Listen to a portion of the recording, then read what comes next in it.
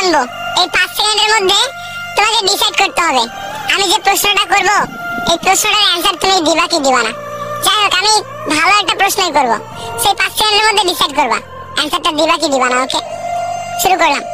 1 2 3 4, ভেবে নাও অ্যানসার দিবা কি দিবা না। 5, প্রশ্নটা করি। হ্যাঁ, তুমি যাকে ভালোবাসো সেই মানুষটা কি এখনো আছে?